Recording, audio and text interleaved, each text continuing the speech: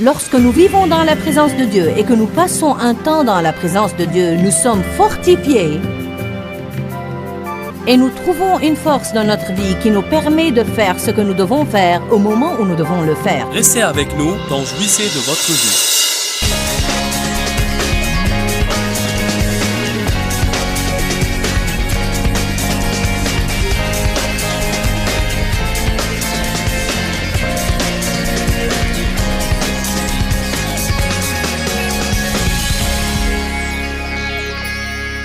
Nous allons parler de saute d'humeur et de dépendance émotionnelle et comment ce dont nous avons vraiment besoin dans notre vie, c'est l'équilibre et que la plupart du temps, les gens recherchent l'euphorie.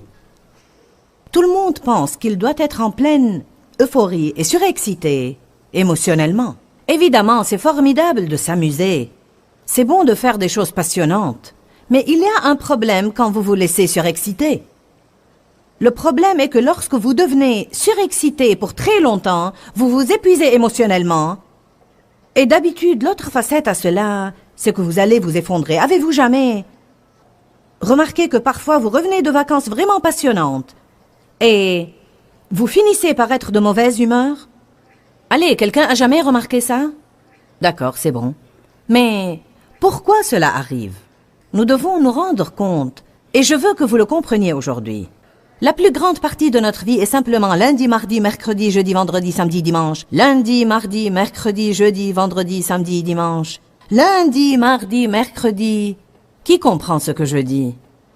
Je crois de tout cœur que nous sommes des personnes ointes par le Saint-Esprit pour vivre pleinement et jouir à fond de notre vie quotidienne ordinaire.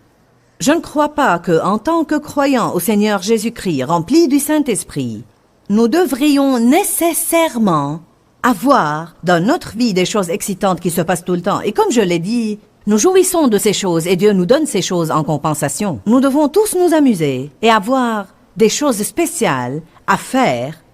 Mais je crois qu'une bonne part du problème du monde aujourd'hui, c'est que les gens veulent aller d'une euphorie à une autre. Et quand elles ne répond plus à leurs besoins, ils auront besoin de quelque chose de plus euphorique. Et quand cela ne marche plus, ils auront besoin de quelque chose d'encore plus euphorique. Parce que vraiment, ce genre de choses peut devenir comme une drogue. C'est pour cela que tant de gens aujourd'hui, qui ne sont pas croyants en Jésus-Christ, se droguent et se livrent à toutes sortes d'abus de substances toxiques, au jeu, à la perversion sexuelle, etc., etc. À dire vrai, sans Jésus, les gens ne savent vraiment pas comment vivre la vie ordinaire de tous les jours et s'en réjouir.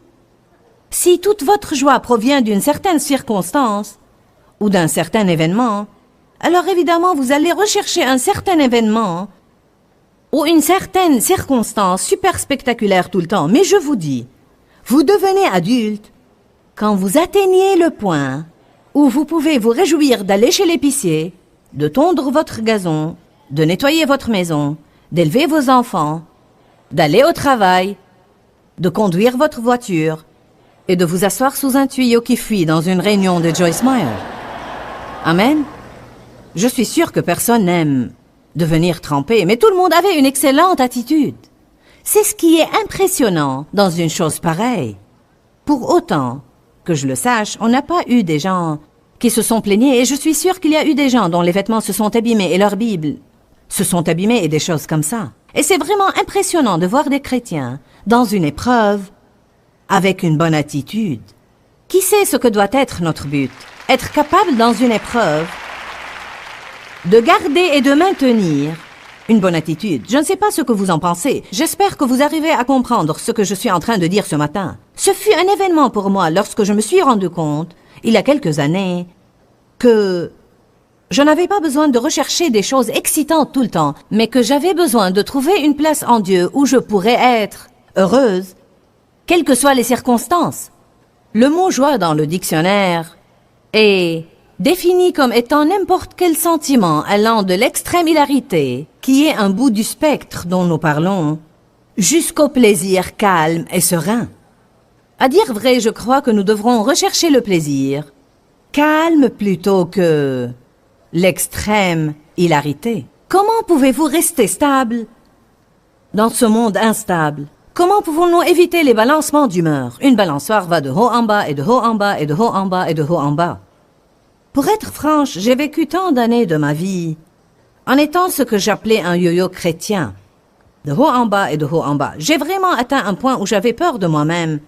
Parce que je me réjouissais des hauts, mais je détestais les bas et je ne savais jamais à quel point ils allaient arriver. Et lorsqu'ils arrivaient, je ne savais pas comment les contrôler. Allez, nous parlons ce week-end de comment gérer nos émotions et de ne pas laisser ces émotions nous gérer. Après avoir vécu longtemps comme ça, j'en ai eu finalement marre d'être complètement épuisée et frustrée.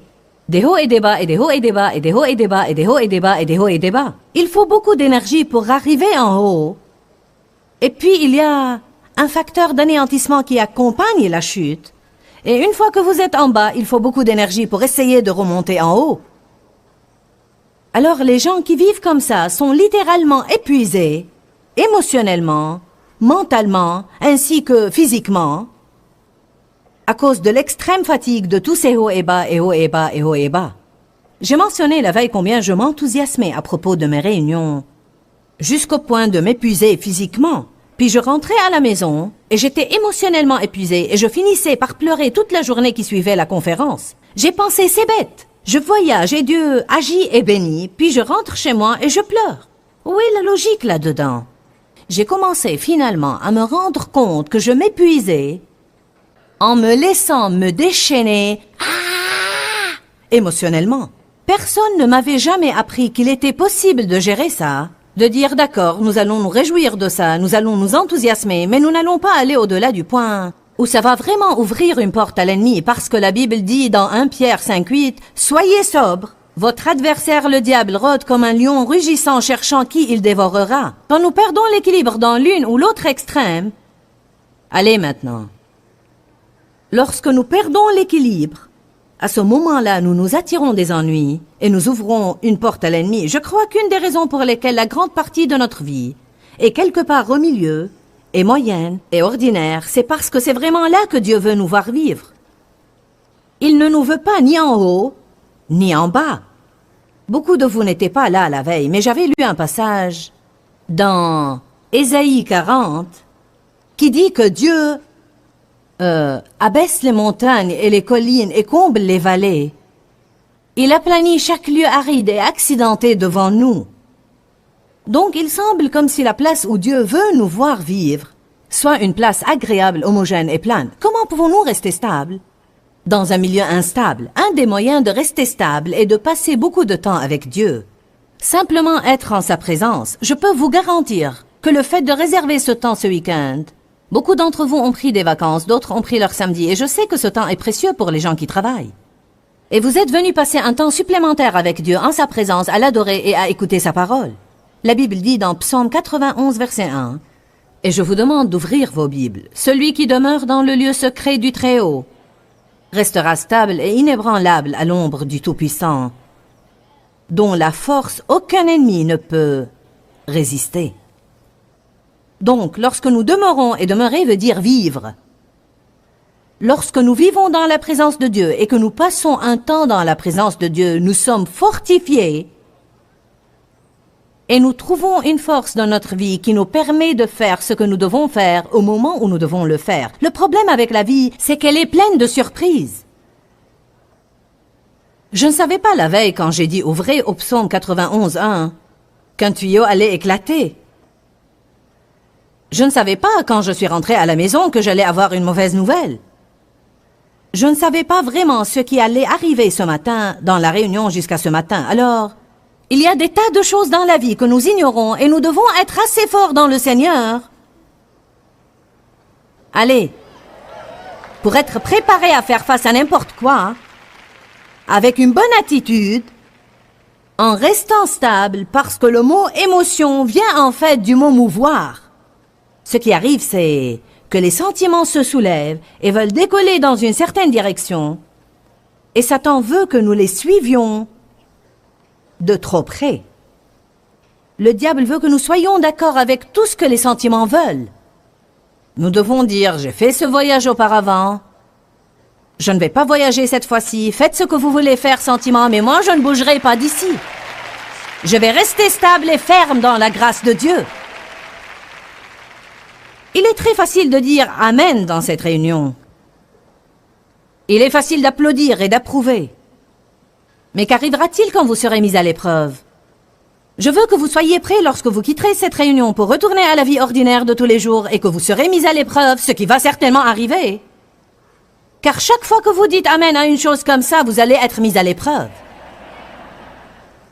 Même pour moi, la veille, ce n'est que lorsque je suis arrivée dans ma chambre d'hôtel que je suis devenue pleinement consciente que j'étais en train d'être testée sur tout ce que je prêchais ce week-end. Pas de panique. Ce n'est qu'une épreuve. Je crois que lorsque nous passons le test, nous voyons l'onction de Dieu augmenter dans notre vie. Je crois que de nouvelles portes s'ouvrent pour la bénédiction, la prospérité et la victoire. Mais avant d'être admis dans le niveau supérieur, nous devons être testés dans le niveau où nous sommes. Donc, si nous passons du temps avec Dieu, il va nous aider à être stables. Exode 14.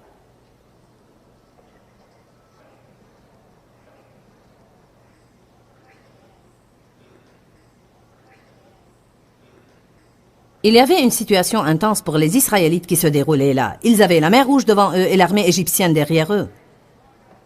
Je dirais qu'ils étaient vraiment coincés. Pensez-y. Qu'allons-nous faire? Où pourrons-nous aller? Comment allons-nous nous en sortir? La panique s'est installée. Je regarde devant moi et je vois la mer Rouge, pas moyen de la traverser. Je regarde derrière moi et je vois l'armée égyptienne. Je ne sais comment lui échapper. Alors que demande Dieu à ces gens de faire? Verset 13. Moïse dit au peuple, « Ne craignez rien. Restez en place.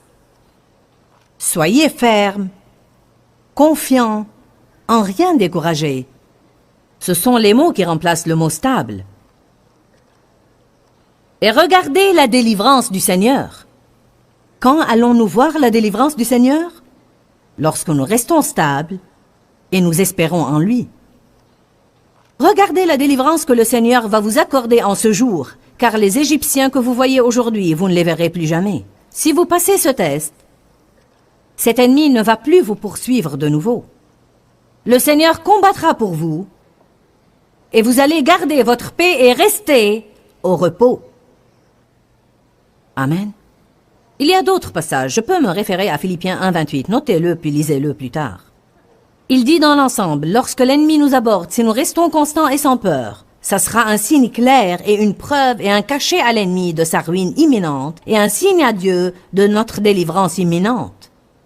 Tu as deux parties qui te regardent lorsque tu as des ennuis. Le diable regarde pour voir ce que tu vas faire et Dieu regarde pour voir ce que tu vas faire. Et si tu restes stable, le diable dira « Je suis fini ».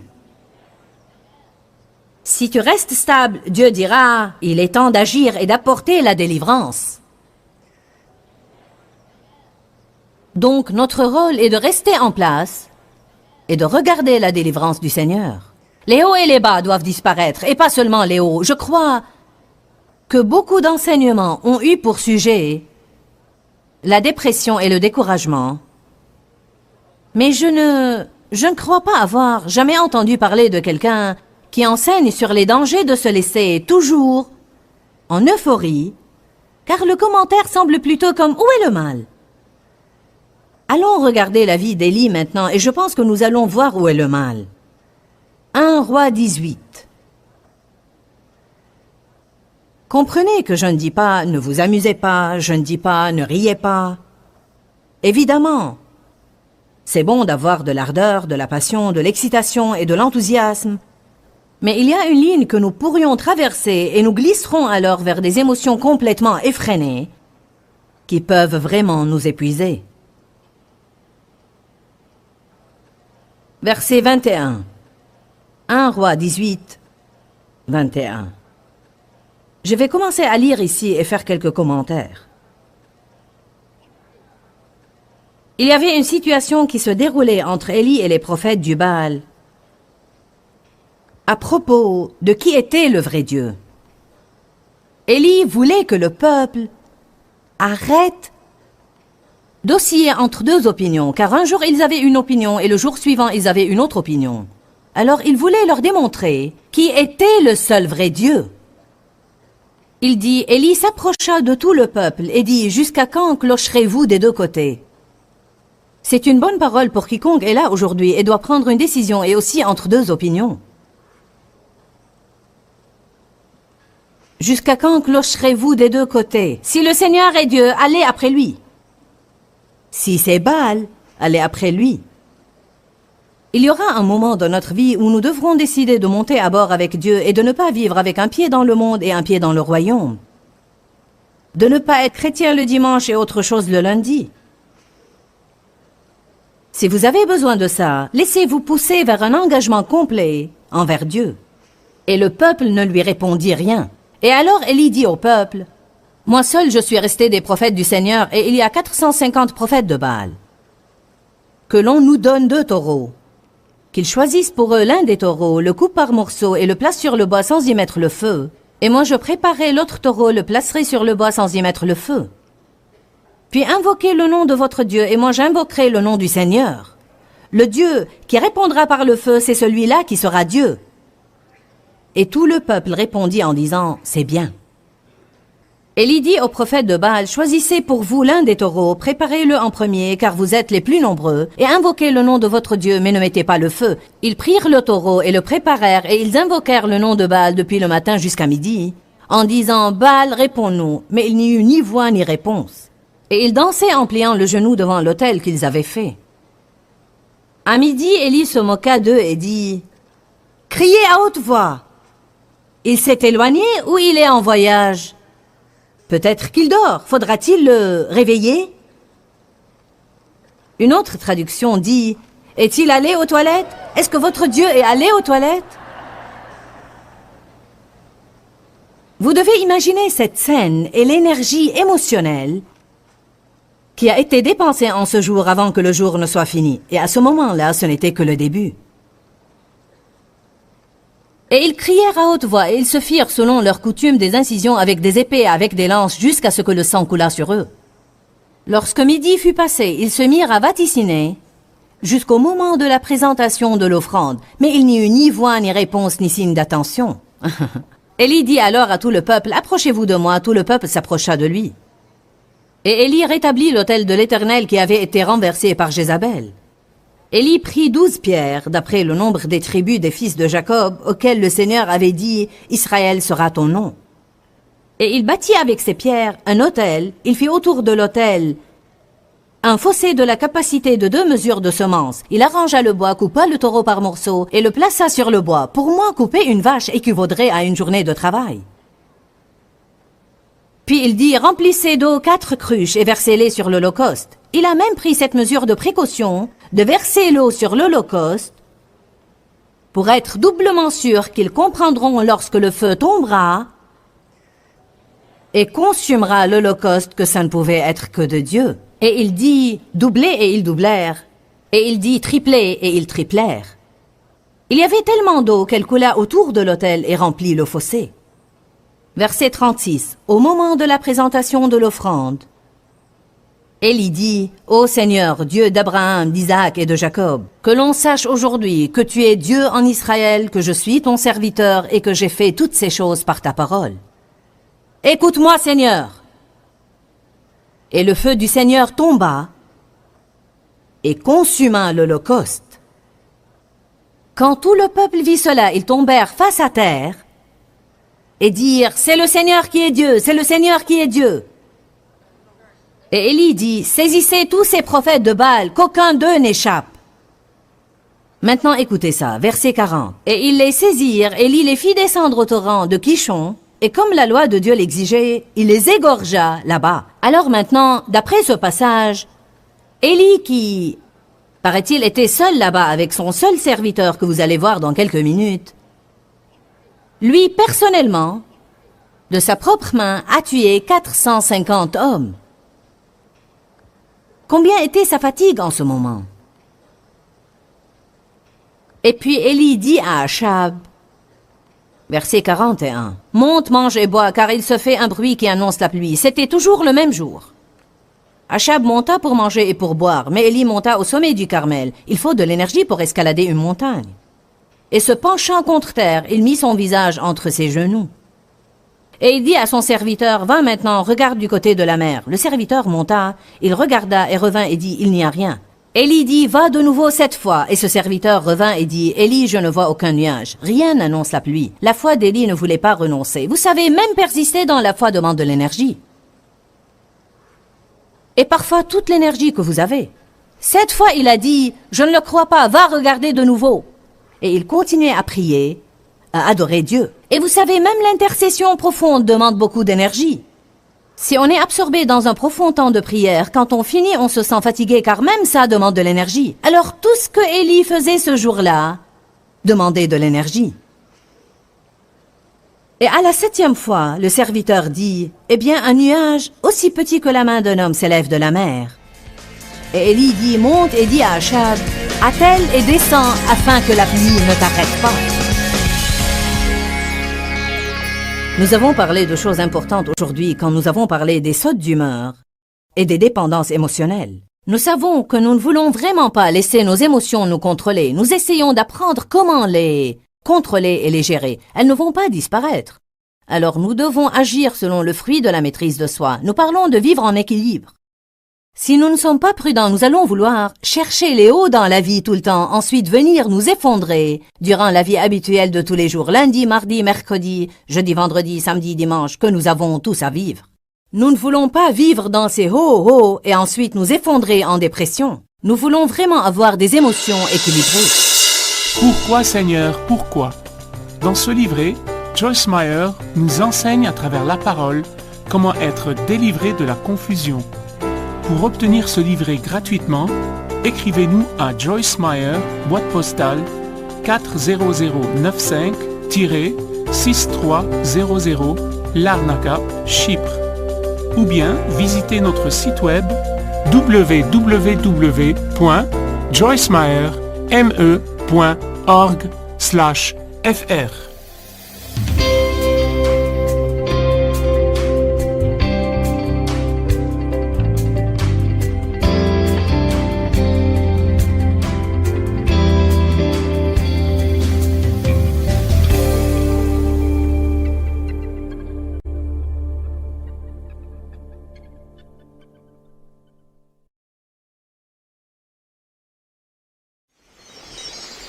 Je vais vous poser une question. Quand nous avons un grand problème d'orgueil, un petit problème de routine ne nous humilierait-il pas? Oh Seigneur, j'ai besoin de toi. Seigneur, je ne suis rien sans toi. J'ai besoin de toi, aide-moi Restez Seigneur. avec nous dans Jouissez de votre vie.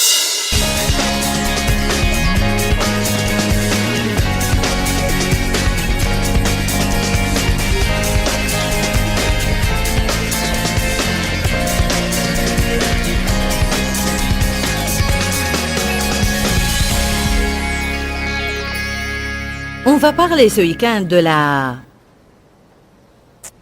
nécessité d'être content et satisfait. Et je vous dis, si vous n'avez pas besoin de ce message, je vais le prêcher pour moi-même ce week-end.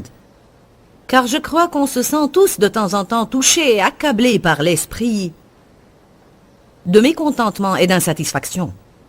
Bien qu'il y ait toujours quelque chose que nous voulons dans notre vie, nous oublions de nous réjouir là où nous sommes dans notre cheminement vers le but.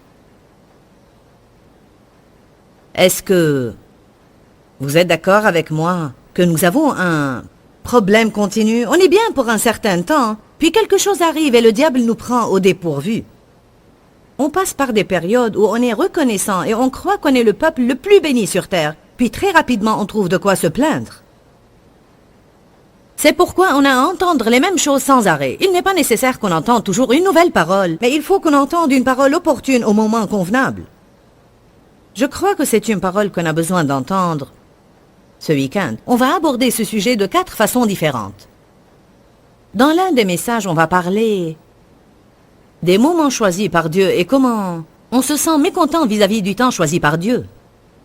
Je vais intituler ce message « Je suis pressé, mais Dieu ne l'est pas ». On va parler précisément de notre mécontentement de nous-mêmes et comment on veut toujours être ce qu'on n'est pas ou on veut toujours être comme quelqu'un qu'on connaît et comment on a besoin d'être satisfait de nous-mêmes. Si vous n'êtes pas satisfait de vous-même, vous n'allez jamais être satisfait de personne. Vous ne pouvez pas donner aux autres ce que vous n'avez pas. Je dis toujours aux gens, vous n'allez jamais échapper à vous-même. Vous n'allez jamais échapper à vous-même. Je veux dire que vous êtes avec vous-même tout le temps. Si vous êtes des gens mécontents de vous-même, pensez alors à la vie misérable qui vous attend. J'ai écrit ici dans mes notes ce que je vais dire tout d'abord. Je crois que notre mécontentement est une insulte à Dieu. Puisque j'aime Dieu et que je ne veux jamais faire quelque chose qui l'insulte ou bien qui attriste le Saint-Esprit, c'est une bonne façon de voir les choses. Quand je me sens mécontente, quand je murmure et quand je me plains, j'insulte le Seigneur, je l'attriste. Parce qu'il dit, je suis en charge de votre vie, j'ai un bon plan, je transforme le tout pour votre bien. Mes voix et mes pensées sont élevées au-dessus de vos voix et vos pensées. Vous ne savez pas ce que je fais, mais ayez confiance en ce que je fais. Et il veut de nous qu'on agisse comme si on croit ceci. Et non pas qu'on trouve toujours de nouvelles choses envers lesquelles on sera mécontent. Le royaume de Dieu offre des avantages. Un de ces avantages est le privilège d'être content et satisfait même quand les circonstances de notre vie ne nous conviennent pas. 1 Timothée chapitre 6 verset 6. C'est en effet une grande source de gain et de profit que la piété accompagnée de contentement, car le contentement qui est une suffisance intérieure est un gain abondant. Car nous n'avons rien apporté dans le monde, et il est évident que nous n'en pouvons rien emporter. Si donc nous avons la nourriture et le vêtement, avec cela, nous devrons être satisfaits. Je vous assure qu'il n'y a aucune personne dans cet endroit qui se contenterait avec la nourriture et le vêtement. Car nous les avons tous. Cela ne veut pas dire nécessairement que Dieu est en train de dire « c'est tout ce que je veux que vous ayez ». Mais il dit que même si on n'a que les choses essentielles dans la vie, cela devrait être suffisant pour qu'on soit heureux. Si vous visitez quelques endroits que nous visitons pour prêcher, vous saurez tout de suite pourquoi cela est mentionné ici, car croyez-le ou pas, certains peuples dans le monde, s'ils avaient seulement cela, ils penseraient qu'ils sont totalement et complètement riches. Je viens de rentrer d'un pays du tiers-monde. Et jusqu'à présent, je hoche la tête avec incrédulité quand je vois comment certaines personnes ont à vivre. Je vous dis la vérité absolue. Il y a des gens dans le monde aujourd'hui qui vivent dans des conditions inhumaines. Je parle de vivre dans la saleté, dans la misère et dans la faim. Ils portent des guenilles et ils n'ont pas de l'eau propre pour prendre un bain. Et je vous dis que je me sens vraiment reconnaissante quand je prends un bain chaud dans de tels endroits. Amen. Le contentement et la satisfaction sont des avantages du royaume. Et on a besoin d'être secoué de temps en temps pour qu'on reprenne le bon chemin. Je ne crois pas qu'il y a quelqu'un ici qui n'a pas entendu un tel message. Mais parfois on s'écarte du chemin étroit et on suit le chemin large. Et c'est de cette façon que Dieu nous remet sur le bon chemin. Alors nous allons subir un ajustement ce soir, ok? Un ajustement par l'esprit. Regardons un peu le côté négatif de ceci. Mécontent, malheureux, triste, insatisfait, sens de ressentiment. Une vie insatisfaisante, une vie qui ne fait pas plaisir à la personne. De différents sentiments qui révèlent le mécontentement.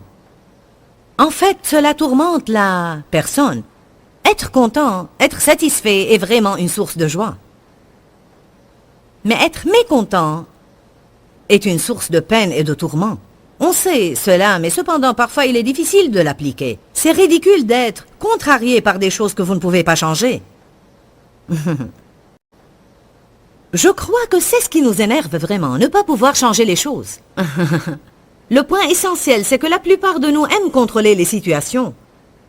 La plupart de nous aimeraient être de petits Saint-Esprits qui essayent tout le temps de faire ce que Dieu seul peut faire. Plusieurs d'entre nous étaient en train de discuter aujourd'hui au déjeuner. Des amis à nous qui sont venus pour la réunion. Et Dave et moi étions en train de dire comment on aimait régler les choses. On aime arranger nos enfants. On aime changer notre patron qui ne nous traite pas comme il faut. On veut arranger le monde. On veut apprendre aux autres comment faire les choses et on veut qu'ils s'appliquent à faire ce qu'on leur dit de faire. Le point essentiel est qu'il y a beaucoup de choses que Dieu seul peut changer. Au cours de tout cela, on a besoin d'apprendre à être content là où on est sur notre chemin vers le but. Car ce jour que je vis ne reviendra jamais. Une fois passé, il ne revient plus. Il est passé, passé, passé. Ce n'est pas étonnant que David ait dit « C'est la journée que l'Éternel a faite, je vais... » J'ai un sentiment que David s'est levé ce jour-là en se sentant mal.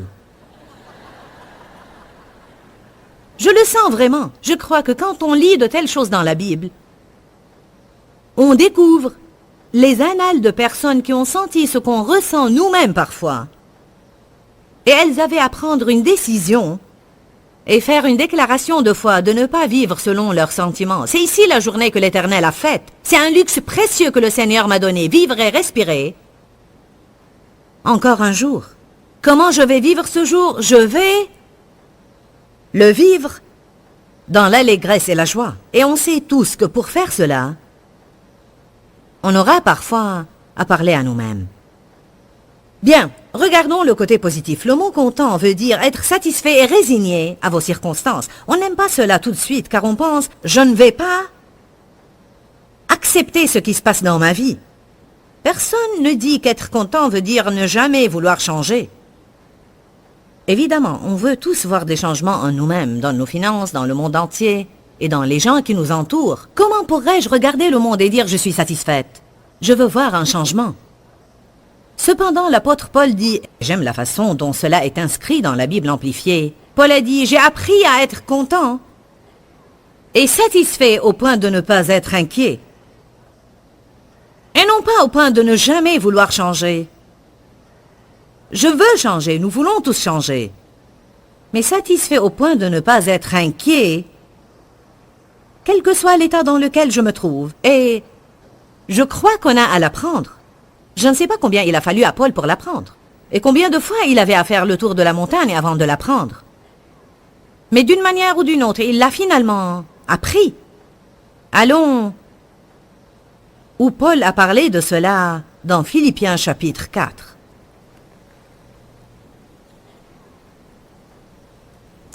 Une des caractéristiques de la chair, c'est que dès qu'on commence à parler d'être satisfait là où on est, elle veut piquer une crise. Du moins, ma chair le fait parfois. Est-ce que votre chair aime piquer une crise?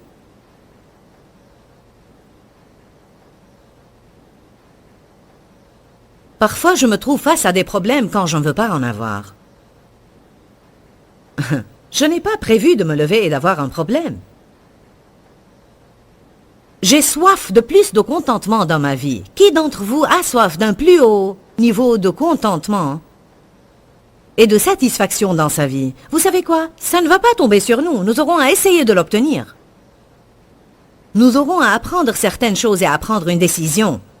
Je vais persévérer et découvrir comment être content. Et je suis totalement prêt à faire tout changement nécessaire pour atteindre un niveau plus profond de contentement et de satisfaction dans ma vie. Philippiens 4, verset 11. Ce n'est pas en vue de mes besoins que je dis cela. Paul disait dans le verset précédent, « Je suis content parce que vous m'avez envoyé une offrande. » Puis il ajoute après, « Ce n'est pas en vue de mes besoins que je dis cela. » Il a dit, « Ce n'est pas que j'avais besoin de quelque chose. Et puisque vous m'avez envoyé une offrande maintenant, je me sens content. J'étais content avant que vous me l'ayez envoyée. Parce que j'ai appris à être content et satisfait au point de ne pas être inquiet ou troublé, quel que soit l'état, où je me trouve.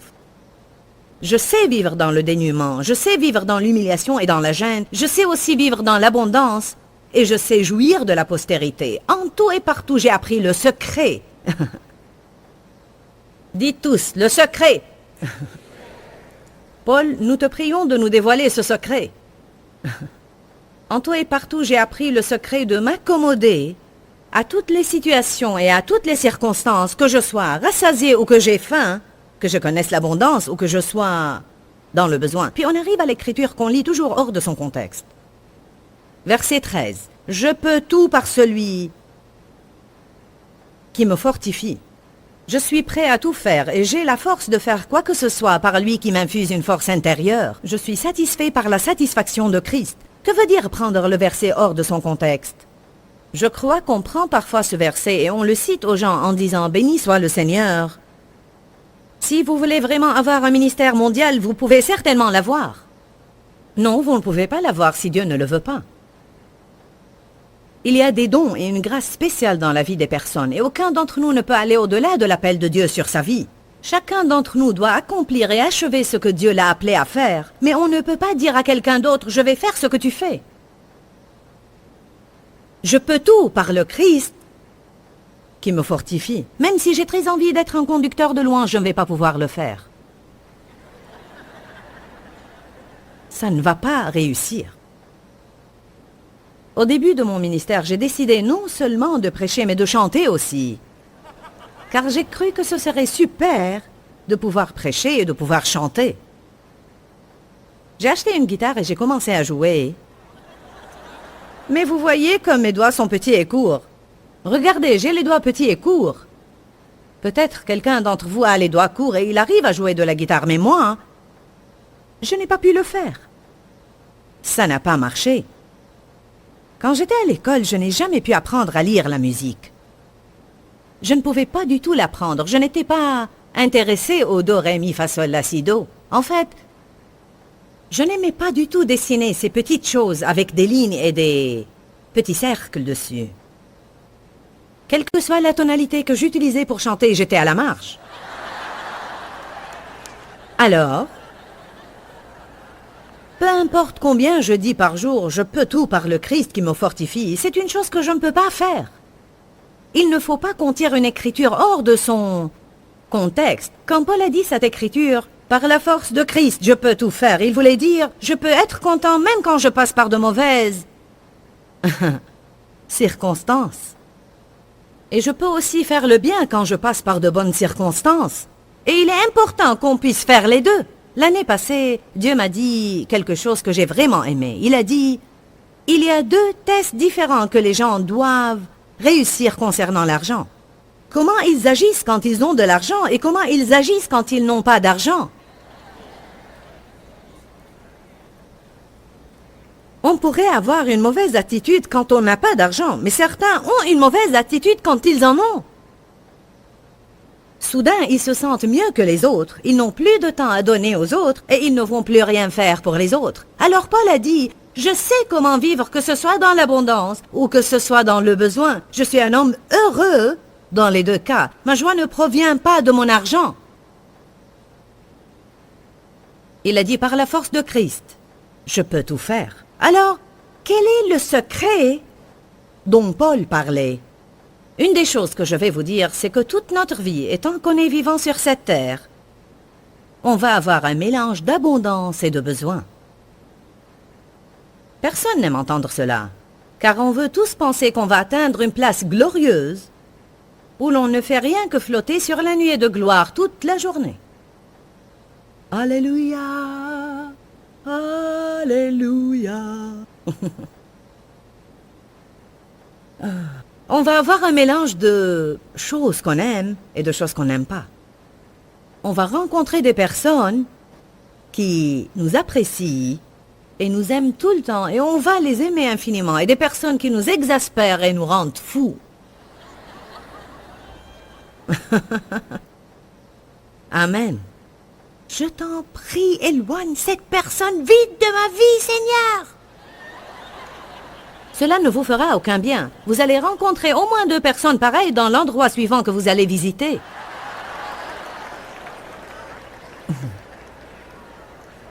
Amen. J'ai lu cela dans Philippiens 4 et le Saint-Esprit m'a arrêté. Et ainsi, j'ai commencé à apprendre une partie du secret. J'étais en train de lire, Paul a dit, je suis content et satisfait que je sois dans le besoin ou l'abondance. Dieu m'a dit, c'est comme ça que je maintiens l'équilibre dans la vie de mon peuple. Quoi? Équilibre, c'est comme ça que je maintiens l'équilibre. Puis j'ai vu cela dans l'esprit. J'ai vu comme une balance dans laquelle vous mettez un peu de choses de ce côté, et elle tend vers ce côté, puis vous mettez un poids égal de l'autre côté pour atteindre l'équilibre. Mais si vous augmentez le poids ici, elle tend de nouveau vers ce côté. C'est toute une affaire de garder la même quantité de poids dans les deux côtés de la balance pour qu'elle reste en équilibre. Et vous savez, l'équilibre dans votre vie est extrêmement important. 1 Pierre 5,8 dit « Soyez bien équilibrés et sobres, car votre adversaire, le diable, rôde comme un lion rugissant, cherchant qui il dévorera. Et je vous dis, puisque nous sommes des êtres humains, formés d'une chair, qui n'est rien que de la poussière de la terre, et bien qu'on soit né de nouveau et qu'on ait une nouvelle nature, le péché ne disparaît pas, mais il continue toujours à nous attaquer et attaquer. Il se peut, en réalité, qu'on perde l'équilibre de notre vie. Et puisque nous avons cette nature-là, si tout dans notre vie va bien, soudain on devient comme ça, et notre attitude va vers le pire. Vous savez pourquoi? Parce que nous, les êtres humains, nous ne sommes pas Dieu. Et bien que son esprit soit en nous pour nous corriger et nous guider, on n'est pas capable par nous-mêmes de garder une bonne attitude si tout dans notre vie se fait tout le temps de la façon que nous voulons.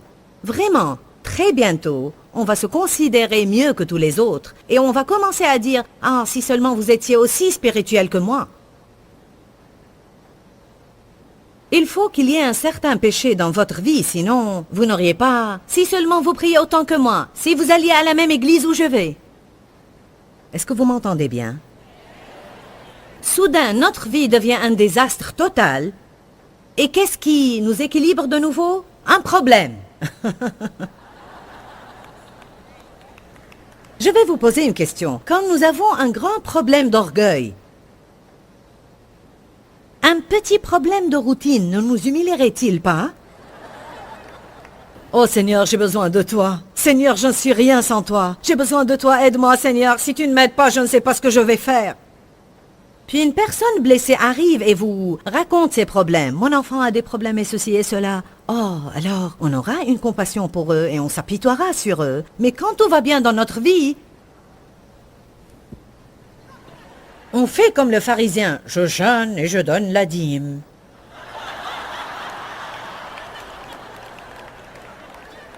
Amen. Une des choses qui m'ont aidé, beaucoup de choses m'ont aidé, mais une des choses qui m'a aidé le plus, c'était quand je me trouvais face à des choses que je n'aimais pas. Et je disais, Seigneur, je n'aime pas cela, mais il semble que je dois en avoir besoin. Et je crois vraiment que ça va œuvrer pour mon bien. Cela pourrait ne pas avoir l'air positif maintenant, mais je suis sûre et certaine qu'à un moment donné, il va œuvrer pour mon bien et qu'à un moment donné, il va correspondre à ton plan global pour ma vie. Croyez-le ou pas, le plan global de Dieu consiste non seulement à me bénir, mais aussi à développer en moi une attitude de piété et à me voir grandir spirituellement en oubliant mes propres intérêts pour que je puisse être une bénédiction pour les autres avant de partir d'ici. Amen. Allons donc. Il y a quelque chose qui intéresse Dieu plus que nous voir bénis. Il veut qu'on grandisse. Je suis sûre que nous savons tous qu'il y a aujourd'hui quelques problèmes d'attitude dans l'Église à travers le monde entier et que rares sont les personnes qui recherchent la sainteté et la consécration, et qui se sacrifient pour être ce que le Seigneur veut qu'ils soient. Et souvent, on ne distingue pas la différence entre les croyants et les incroyants. Je sais que ça ne vous regarde pas. Qui est d'accord que nous avons besoin de nous élever un peu plus haut en tant que croyants et que nous avons à vivre la parole et non seulement la déclarer? Amen. Nous avons tous besoin de le faire. Qu'est-ce que Paul a appris d'autre? Quel autre secret a-t-il appris? Je crois qu'une des choses que Paul savait était ce problème aussi va passer. J'aime cela. Je me dis tout le temps, ce problème ne va pas durer à jamais. Il va passer. Si je reviens en arrière et je regarde ma vie, et si vous aussi vous revenez en arrière, combien de fois vous êtes passé par des problèmes et vous avez pensé « je ne peux pas supporter cela ». Et le diable vous disait toutes les 5 minutes « ça ne va jamais passer, ça ne va jamais passer, ça ne va jamais passer ». Vous êtes là maintenant de l'autre côté et tous ces problèmes ont passé. Qui peut revenir en arrière maintenant et voir combien ces problèmes ont concouru à son bien? Mais sûrement, quand on les endure, c'est vraiment pénible. Paul a appris un secret, et c'est que Dieu se servait de ces problèmes pour maintenir l'équilibre. Le problème va passer. Je crois aussi qu'il avait une révélation profonde que Dieu contrôlait les situations. Gloire à Dieu, on a parlé aujourd'hui d'un sujet très important. Soyez contents et soyez satisfaits. J'ai passé une longue période de ma vie sans être contente et sans être satisfaite. Et il est misérable de mener une telle vie. Je crois que j'en suis arrivée au point dont Paul parlait quand il a dit qu'il avait appris à être content et satisfait. C'est une chose que vous apprenez, une décision que vous prenez. Personne d'entre nous ne va être content et satisfait parce que nos circonstances nous conviennent. Mais nous pouvons prendre une décision. Bon, faites attention, je parle d'une décision ici. Nous pouvons décider de nous contenter par ce que nous avons, sachant que Dieu va toujours suffire à nos besoins. Je ne sais pas par quelles circonstances vous passez maintenant. Je ne sais pas par quel genre de choses vous passez maintenant, mais je suis sûre que plusieurs d'entre vous passent par des choses extrêmement difficiles. Vous pourriez me dire, bon Joyce, comment pourrais-je être content? Comment pourrais-je être satisfait? Je ne vous dis pas que vous devez être satisfait jusqu'au point de ne vouloir aucun changement dans votre vie. Nous voulons tous voir un changement dans notre vie, mais je vous dis que c'est ici la journée que l'Éternel a faite. Il vous a donné cette journée. Ne la gaspillez pas. Pourquoi Seigneur, pourquoi? Dans ce livret, Joyce Meyer nous enseigne à travers la parole comment être délivré de la confusion. Pour obtenir ce livret gratuitement, écrivez-nous à Joyce Meyer, boîte postale 40095-6300 Larnaca, Chypre. Ou bien visitez notre site web www.joycemeyer.org/fr.